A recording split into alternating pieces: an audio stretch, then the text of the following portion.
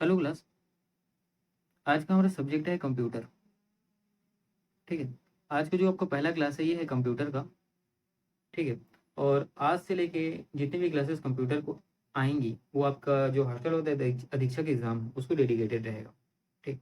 इसका मैंने टॉपिक आपको पहले अनाउंस कर दिया है कि पहले क्लास में हम लोग पढ़ेंगे। जो आपका टॉपिक है ये है, पहला है कंप्यूटर साक्षरता।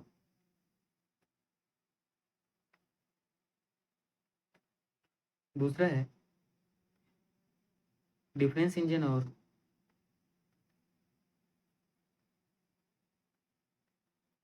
Analytical engine. तीसरा टॉपिक आपका रहेगा सुपर कंप्यूटर, है ना, भारत में सुपर कंप्यूटर।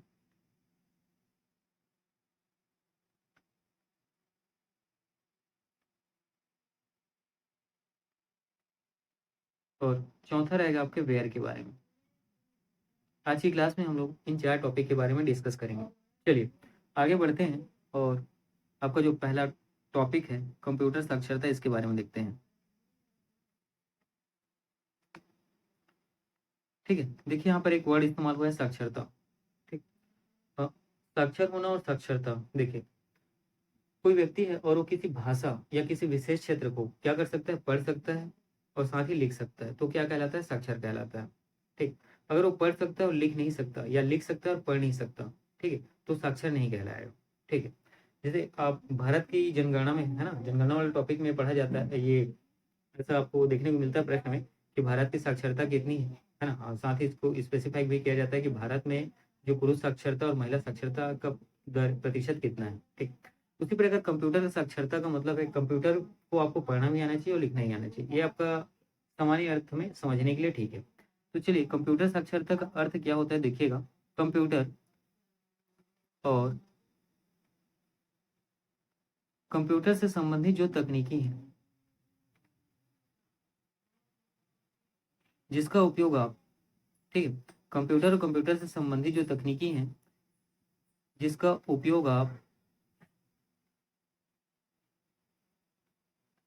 दैनिक जीवन में कर पाने में सक्षम हो। ठीक है। तो कंप्यूटर साक्षरता का अर्थ क्या होता है, तो कंप्यूटर और कंप्यूटर से संबंधित जो तकनीकी है, ठीक है, जिसका आप दैनिक जीवन में उपयोग कर पाने में सक्षम होना, ये कंप्यूटर साक्षरता कहलाता है। ठीक है। यहाँ पे जो तकनीकी है इसका मतलब क्या है, जो कंप्यूटर के साथ जो आपका माउस होता या कीबोर्ड होता है ना, माउस कंप्यूटर और साथ ही कुछ अदर जो इक्विपमेंट उसके साथ जो लगे होते हैं, अटैच होते हैं, अगर आप कंप्यूटर और उससे संबंधित जो तकनीकी है उसका उपयोग आप दैनिक जीवन में कर पाने में सक्षम है ना, तो आप क्या होते हैं, कंप्यूटर साक्षर होते हैं। ठीक। अगर इसी को हम लोग टेक्निकल लैंग्वेज में समझने की कोशिश करेंगे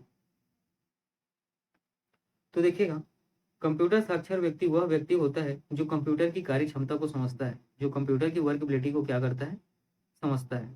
ठीक है। तो कंप्यूटर साक्षरता इतना ही है। ठीक। चलिए आगे बढ़ते हैं और इसी में देखते हैं। अब देखिए कंप्यूटर साक्षर जो व्यक्ति होता है, ठीक है, वो दो टाइप से होता है। एक, है ना, कंप्यूटर साक्षर जो व्यक्ति होता है, जो कंप्यूटर यूजर होता है, जो कंप्यूटर का प्रयोग करने वाला व्यक्ति होता है, वो दो होता है। पहला होता है आपका एंड यूजर। ठीक है। एक होता है आपका एंड यूजर होता है और दूसरा आपका होता है डिजिटल डिवाइड।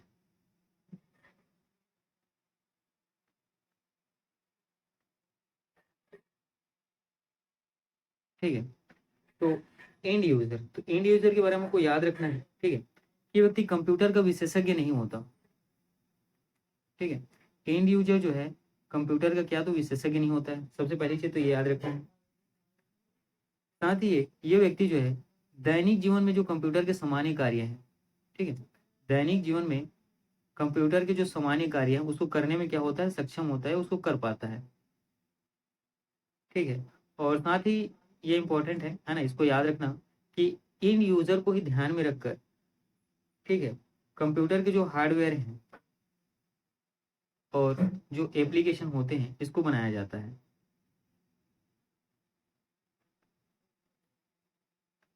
ठीक है। तो इंड यूजर के बारे में इतनी चीजें याद रखना कि इंड यूजर जो है कंप्यूटर के विशेषज्ञ नहीं होता है ना, दैनिक जीवन में जो कंप्यूटर के सामान्य कार्य है उसको ये कर पाता है, उसको कार्य करने में सक्षम होता है। और साथ ही जो हार्डवेयर और एप्लीकेशन है वो एंड यूजर को ही देखकर बनाया जाता है। देखिए यहाँ पे एक वर्ड इस्तेमाल हुआ था है ना, विशेषज्ञ। विशेषज्ञ का मतलब होता है एक ऐसा व्यक्ति, ठीक है, जो किसी पर्टिकुलर क्षेत्र में, ठीक है, उस क्षेत्र की बहुत ही बारीकी ज्ञान को क्या करता है, अपने में कैरी करता है, साथ ही उसको डिलीवर कर पाता है, और भविष्य में जो उस क्षेत्र में, पर्टिकुलर क्षेत्र में जो भविष्य में जो अच्छी संभावनाएं और बुरी संभावनाएं उसको क्या कर पाता है? उसको डिकोड कर पाता है। ठीक, चलिए इतनी चीजें पढ़ना है। इंडिविजुअल में इतना याद रखना है कि इंडिविजुअल जो है कंप्यूटर का विशेषज्ञ नहीं होता। दैनिक जीवन में जो कंप्यूटर के जो सामान्य कार्य उसको करने में सक्षम होता है, और साथ ही जो हार्डवेयर एप्लीकेशन है वो इंड यूजर को देखकर बनाए जाते हैं। ठीक है। डिजिटल डिवाइड, देखिए डिजिटल डिवाइड में याद रखिएगा, मतलब ये यहाँ पे आप लोग मान लीजिए दो समूह हैं, एक ए समूह है और बी समूह है। ठीक है। ए समूह ये कंप्यूटर का उपयोग करते हैं, है ना, ये जो है कंप्यूटर और इंटरनेट का ये उपयोग कर पाते हैं, इनके पास कंप्यूटर है, इंटरनेट का रीच है। बी समूह एक ऐसा समूह है जो केवल कंप्यूटर को जानते हैं, है ना, जो कंप्यूटर और इंटरनेट के बारे में सुने हैं, है ना, जानते हैं, लेकिन वो इसका इस्तेमाल नहीं करते हैं, इसके प्रयोग से बिल्कुल ही वंचित हैं। तो इन दोनों के बीच का जो डिफरेंस है वो डिजिटल डिवाइड कहलाता है। देखिए डिजिटल डिवाइड को आप इस तरीके से भी समझ सकते हैं कि, ठीक है, एक ऐसा यूजर जो कंप्यूटर और उससे संबंधित साथ ही इंटरनेट का उपयोग कर पा रहा है ना, या उसके उपयोग कर रहा है, और एक दूसरा यूजर जो कंप्यूटर और इंटरनेट के बारे में जानता तो है लेकिन उसका प्रयोग नहीं कर पा रहा है, वो उससे बिल्कुल वंचित है। ठीक है। तो इन दोनों के बीच का जो अंतर होता है डिजिटल डिवाइड कहलाता है। ठीक। अब इसको इस तरीके से समझिएगा, यहाँ पे एक रिपोर्ट है ना, ये उस रिपोर्ट के अकॉर्डिंग आपको चीजें यहाँ पे मैं आपको बताना चाहूंगा। जैसे भारत में, ठीक है, 30% लोगों के पास क्या है, इंटरनेट की रीच है। इसका मतलब क्या है कि भारत की जो 30% पॉपुलेशन है इंटरनेट का प्रयोग कर पाते हैं। बाकी 70%, ठीक है, 70% के पास इंटरनेट की रीच नहीं है। हाँ, मतलब इंटरनेट की रीच नहीं है, मतलब इंटरनेट का उपयोग नहीं कर पा रहे हैं। लेकिन पूरा 70% ही क्या, इसमें इन्होंने इंटरनेट और कंप्यूटर के बारे में सुना हुआ है। ठीक है, लेकिन ये उसका इस्तेमाल नहीं कर रहे हैं या नहीं कर पा रहे हैं, हाउ एनी रीजन। ठीक है। तो इनके बीच का जो डिफरेंस है ये क्या कहलाता है, डिजिटल डिवाइड कहलाता है। साथ ही आपको याद रखिएगा, इंटरनेट के इस्तेमाल करने में चाइना के बाद हमारा भारत जो है ना, दूसरे नंबर पे है। ठीक है। तो इंटरनेट के इस्तेमाल करने में भारत जो है दूसरा नंबर, है ना, कैरी करता है, और चाइना जो है पहला नंबर। ठीक। तो ये चीजें होंगी आपके जो कंप्यूटर साक्षरता है उससे रिलेटेड। ठीक। चलिए आगे बढ़ते हैं, और हमारा जो अगला टॉपिक है ये है डिफरेंस इंजन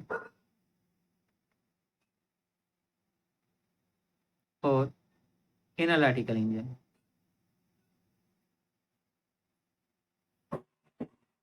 ठीक है। डिफरेंस इंजन और एनालिटिकल इंजन, इसके बारे में देखिए। यहाँ पे आप इंजन, है ना, ये वर्ड समझ के ये मत समझना कि ये टू व्हीलर, फोर व्हीलर या किसी, है ना, जेट या ट्रेन की इंजन है। ये बेसिकली वो चीज़ें नहीं है, हम लोग कंप्यूटर के टॉपिक में पढ़ रहे हैं तो कंप्यूटर से संबंधित चीज़ें हैं।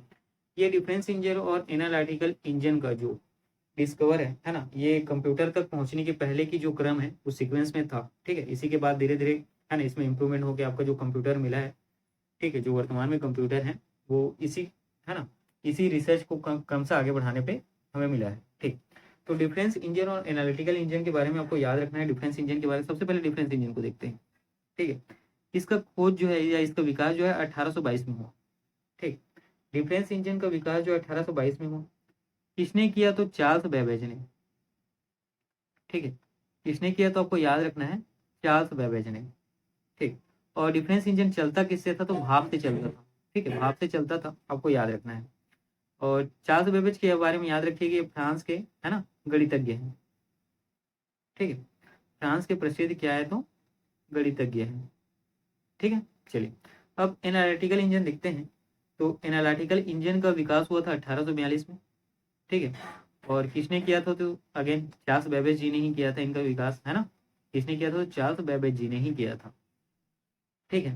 तो देखिए 1822 और 1842 इसमें आपको इम्प्रूवमेंट देखने को मिलता है। जैसे वर्तमान समय में जो 4G आपके पास मोबाइल था, उसके पहले 3G था, है ना, 2G था। तो फिर आपने देखा क्या कि 4G मोबाइल देखा, और वर्तमान में आपके पास 5G मोबाइल है। तो इसी तरीके डिफरेंस इंजन और एनालिटिकल इंजन में भी है। ठीक है। तो जब डिफरेंस इंजन था तो उसमें कुछ चीज़ें थी जो कमी थी, उसको सुधारा किया। हाँ कि उसकी कुछ चीज़ें थी जो बहुत अच्छी थी, उसको और ज़्यादा अच्छा किया गया। तो उसको मेनली है ना, जैसे मोबाइल आपका जो अपडेट होता है वही चीज़ें हैं यहाँ पे। ठीक है, तो डिफेंस इंजन को आपने देखा। अब हम लोग देख रहे हैं एनालिटिकल इंजन के बारे में। तो इसका विकास हुआ 1842 में, या आविष्कार हुआ 1842 में, या बनाया गया 1842 में। किसने बनाया? तो चार्ल्स बेबेज ने। चार्ल्स बेबेज के बारे में याद रखना है कि फ्रांस के गणितज्ञ हैं, है ना। साथ ही ये स्वचालित मशीन थी। ठीक है, एनालिटिकल इंजन के बारे में आपको पता होना चाहिए कि ये क्या है थी, स्वचालित मशीन थी, है ना। और इसमें जो है पंच कार्ड का इस्तेमाल किया गया था। इसका तो पंच कार्ड का प्रयोग किया गया था। डिफेंस इंजन में आपको याद रखना है, डिफेंस इंजन जो है भाप से चलता था, और एनालिटिकल इंजन जो है पंच कार्ड के दिशा निर्देश से कार्य करता था। ठीक है, पंच कार्ड के दिशा निर्देश से क्या करता था? तो वर्क करता था। ठीक है, तो डिफेंस इंजन और एनालिटिकल इंजन में, है ना, कुछ महत्वपूर्ण चीजों को आपने देखा। साथ ही याद रखिएगा एनालिटिकल इंजन के बारे में, इसे जो है विश्व का, है ना, पहला कंप्यूटर माना जाता है। एनालिटिकल इंजन को याद रखिएगा, विश्व का पहला कंप्यूटर माना जाता है।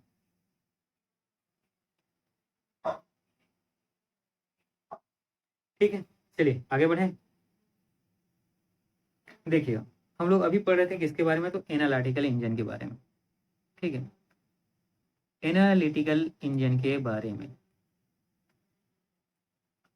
तो एनालिटिकल इंजन को मैंने पहले बताया आपको, विश्व का पहला कंप्यूटर माना जाता है ना।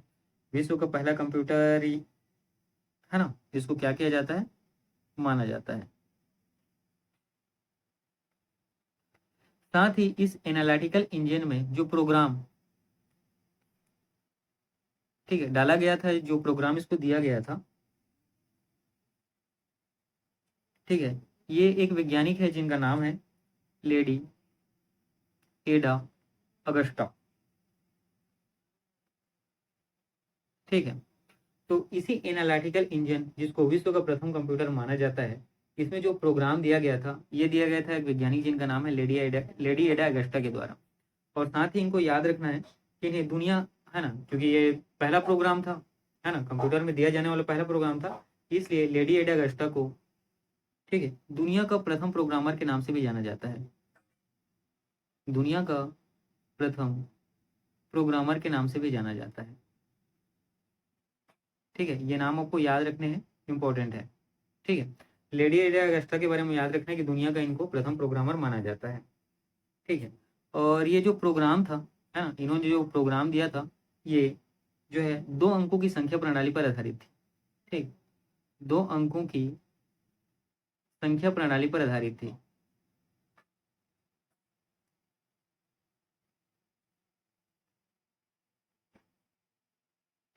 ठीक है, और 2 अंकों की ये जो संख्या प्रणाली है, इसको हम लोग बाइनरी प्रणाली के नाम से भी जानते हैं। ठीक है, इसको हम लोग क्या तो बाइनरी प्रणाली के नाम से भी जाते हैं। और बाइनरी प्रणाली के आविष्कार का श्रेय भी, ठीक है, बाइनरी प्रणाली के आविष्कार का श्रेय भी ये किसको जाता है? तो याद रखिएगा, लेडी एडा अगस्टा को। ठीक है, चलिए अब आगे बढ़े। चलिए, अब हमारा फिर नया टॉपिक चालू होगा, और ये है आपका भारत में सुपर कंप्यूटर। ठीक है, भारत में super computer.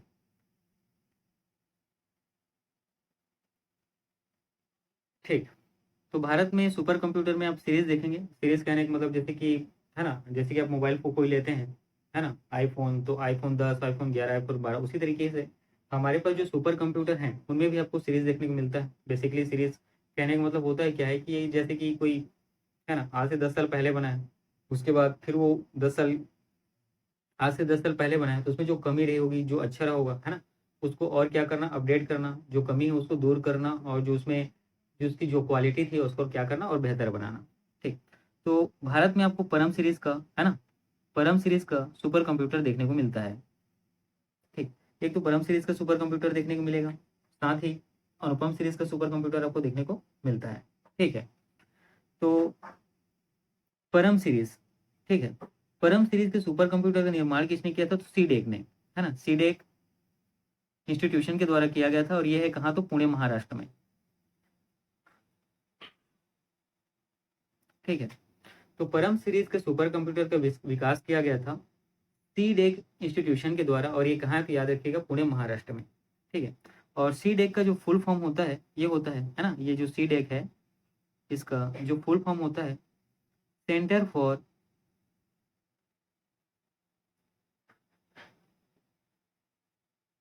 Development of advance computing.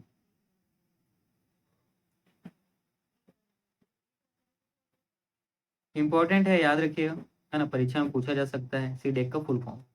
ठीक, तो सीडेक क्या होता है तो याद रखिएगा centre centre for development of advance computing.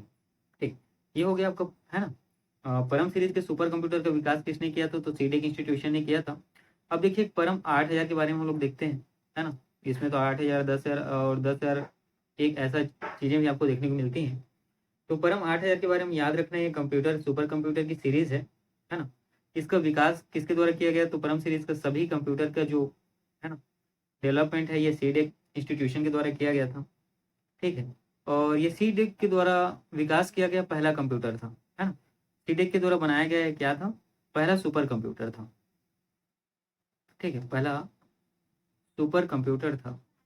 और इसका विकास कब हुआ परम 8000 का तो याद रखना है 1991 में, है ना। कब हुआ तो 1991 में। साथ ही इसके विकास का श्रेय जो किसके जाता है तो सीडेक के जो निदेशक हैं नाम है विजय भास्कर जी, इनको इनके विकास का श्रेय जाता है। ठीक है, चलिए आगे बढ़े। देखिए अब परम सीरीज के कंप्यूटर में आपको परम पदम नाम से भी, है ना, आपको सुपर कंप्यूटर देखने को मिलता है। और परम पदम सुपर कंप्यूटर का विकास जो है 2003 में किया गया। ठीक है, बस इसमें इतनी ही चीजें याद रखनी है।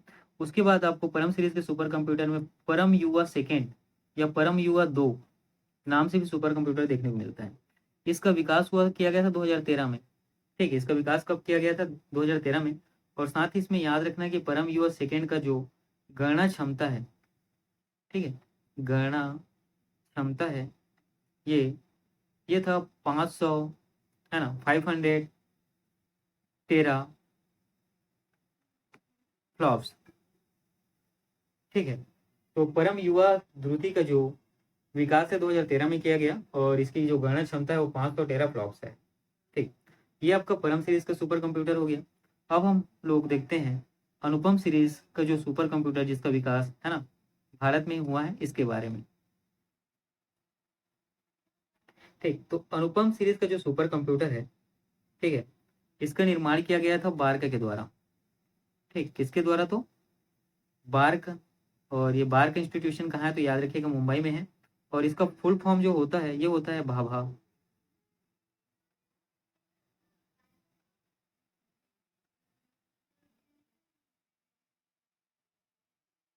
देखिए, है ना, अब बार्क का फुल फॉर्म क्या होता है तो भाभा एटॉमिक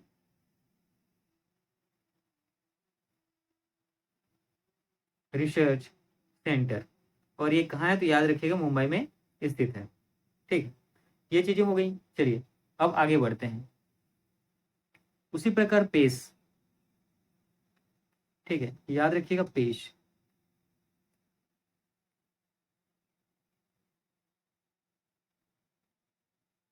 ठीक है, पेज सीरीज का भी क्या है सुपर कंप्यूटर है ना। पेज सीरीज का भी क्या है तो सुपर कंप्यूटर है। और पेज का फुल फॉर्म पहले हम लोग देखते हैं, ये होता है आपका processor for aerodynamic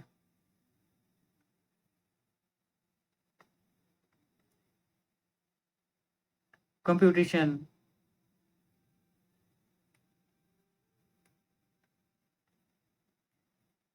and evolution. ठीक है, तो पेज सीरीज के भी आपको कंप्यूटर सीरीज सुपर कंप्यूटर आपको देखने को मिलते हैं। और पेज का फुल फॉर्म होता है processor for aerodynamic computation and evolution. और इसका, है ना, पेज का निर्माण किसने किया था या पेज सीरीज का सुपर कंप्यूटर इसको बनाया किसने था तो याद रखिएगा अनुराग, है ना, अनुराग, याद रखिएगा अनुराग इंस्टीट्यूशन में। ठीक है, अनुराग इंस्टीट्यूशन ने। और अनुराग का फुल फॉर्म होता है एडवांस्ड न्यू मेरिकल। ठीक है, एडवांस न्यूमेरिकल रिसर्च एंड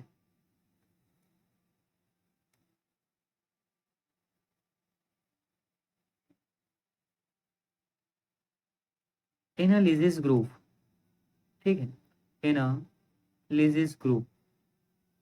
तो पेश है ना, पेश सीरीज के सुपर कंप्यूटर भी हमारे पास हैं, जिसमें पेश का फुल फॉर्म यहाँ पे आप लोगों ने देखा, processor for aerodynamic computation and evolution, और इसका निर्माण किया था अनुराग ने, है ना, अनुराग ग्रुप जो है उनके द्वारा। और अनुराग का फुल फॉर्म होता है advance numerical research and analysis group, ठीक है। और ये कहाँ है ना, तो ये कहाँ है, तो याद रखिएगा ये ग्रुप है आपका हैदराबाद में, ठीक है। ये ग्रुप कहाँ इस्टेब्लिश है, तो याद रखिएगा हैदराबाद में है। और साथ ही, है ना, और ये किसके लिए बनाया गया था पेज, तो याद रखिएगा ये बनाया गया था डीआरडीओ के लिए, है ना, किसके लिए, तो डीआरडीओ के लिए, ठीक। और डीआरडीओ को फुल फॉर्म होता है defence research and development organisation,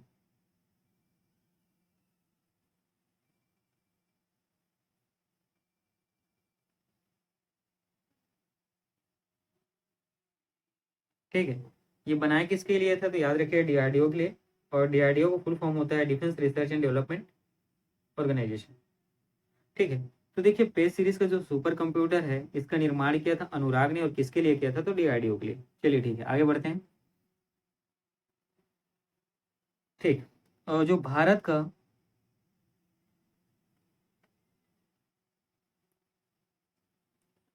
पहला सुपर कंप्यूटर,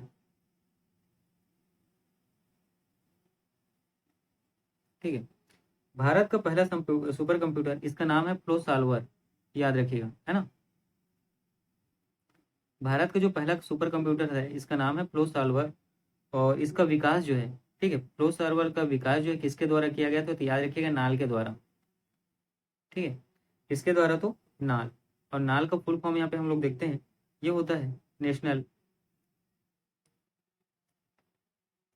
एरोनॉटिकल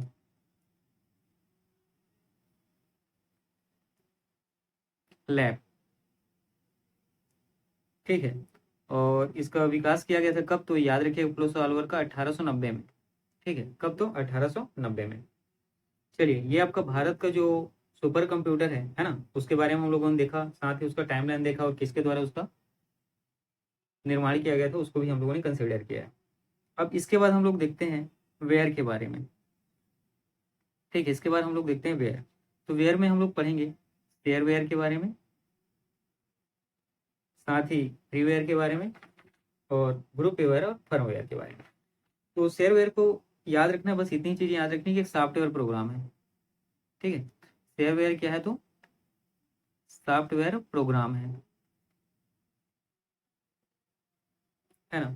और इसको इस्तेमाल करने में आपको कोई शुल्क नहीं लगता है ना, कोई चार्ज आपको देने नहीं पड़ते हैं। और एक निश्चित, है ना, एक निश्चित टाइम लाइन तक आप इसका क्या कर सकते हैं, इस्तेमाल कर सकते हैं। बस शेयरवेयर के बारे में इतनी चीजें याद रखना। फ्रीवेयर, ठीक। फ्रीवेयर में भी याद रखिएगा, ये भी क्या है, पूरी तरीके से, है ना, निःशुल्क है, आप फ्री में इसका इस्तेमाल कर सकते हैं। और ये भी एक क्या है, तो सॉफ्टवेयर प्रोग्राम है ना, ये ज़्यादा इंपॉर्टेंट है कि सॉफ्टवेयर प्रोग्राम है,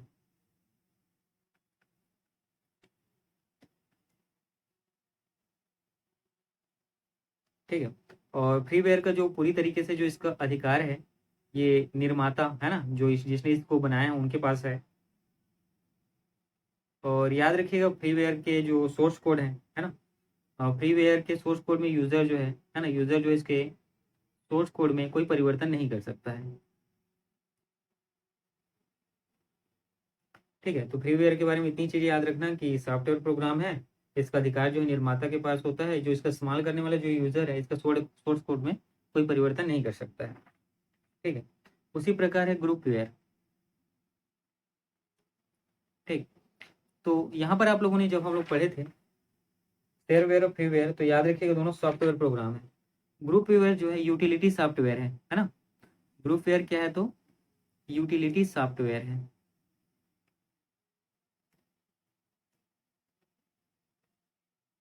ना। ग्रुप वेयर क्या है, तो यूटिलिटी सॉफ्टवेयर है, और इसीलिए इसको कोलाबोरेटिव, है ना, कोलाबोरेटिव सॉफ्टवेयर भी कहते हैं, ठीक। ग्रुप वेयर को कोलाबोरेटिव सॉफ्टवेयर भी कहते हैं। ठीक है, या इसी को, है ना, ग्रुप वेयर को ही ग्रुप सपोर्ट सिस्टम के नाम से भी जाना जाता है।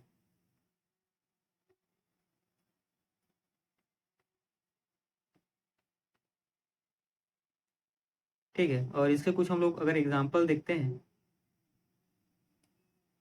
तो यहाँ पर आपको देखने को मिलता है ऑनलाइन चैट। ठीक है, ऑनलाइन जो आप चैट करते हैं वो क्या है, तो ग्रुप वेयर है ना। ग्रुप वेयर जो यूटिलिटी सॉफ्टवेयर वो है। साथ ही जो ईमेल्स हैं ये भी इसी के उदाहरण है। साथ ही जो वॉइस मेल आप सेंड करते हैं या कोई आपको सेंड करता है वो भी ग्रुप वेयर के अंतर्गत ही आता है। और जो वीडियो कॉन्फ्रेंसिंग है ना, जिसके माध्यम से आप टॉक करते हैं,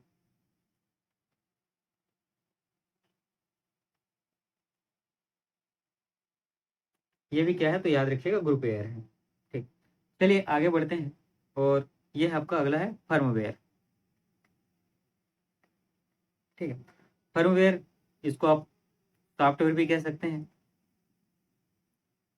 ठीक है, फर्मवेयर को आप सॉफ्टवेयर भी कह सकते हैं। साथ ही सॉफ्टवेयर और हार्डवेयर का, है ना, मिश्रण भी कहलाता है।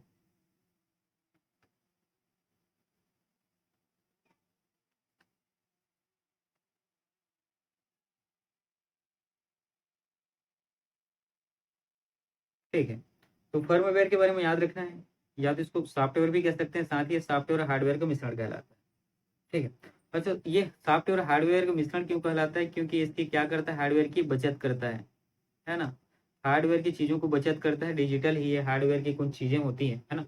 जैसे आपका एक देखना चाहिए, आपके पास जो कीबोर्ड होता है, ठीक है, एक हार्डवेयर के फॉर्म में होता है। उसको आप क्या कर सकते हैं अपनी स्क्रीन पे, है ना, जिसको डिजिटल इस्तेमाल कर सकते हैं सॉफ्टवेयर के फॉर्म में। तो ये क्या करता है, बेसिकली उसकी बचत करता है। और दूसरी इसमें इंपॉर्टेंट बात याद रखनी है कि इसका स्टोर जो है स्थायी इलेक्ट्रॉनिक मेमोरी में किया जाता है ना। फर्मवेयर का जो स्टोर है स्थायी इलेक्ट्रॉनिक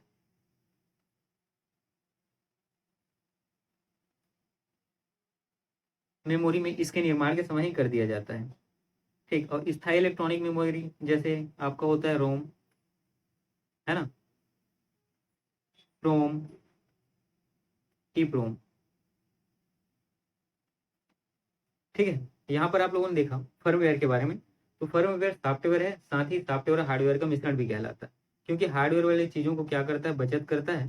और फर्मवेयर का जो, ठीक है, फर्मवेयर का जो भंडारण है या इसका स्टोर, ठीक है, और फर्मवेयर को स्टोर याद रखिएगा स्थायी इलेक्ट्रॉनिक मेमोरी में जब इसका निर्माण किया जाता है उसी समय कर दिया जाता है। और स्थायी इलेक्ट्रॉनिक मेमोरी जैसे कि रोम, है ना, रोम, प्रोम और ई प्रोम। ठीक है, तो कभी प्रश्न आपसे पूछा जाए कि फर्मवेयर का स्टोर कहाँ किया जाता है ना, तो याद रखिएगा रोम में, प्रोम में और ई प्रोम में। ठीक, चलिए आज का क्लास मैं यहीं तक रखता हूँ। फिर आने वाले जो क्लास है उसको मैं आपको टॉपिक अनाउंस कर दूंगा फिर। ठीक है, उस क्लास को भी हम लोग करेंगे।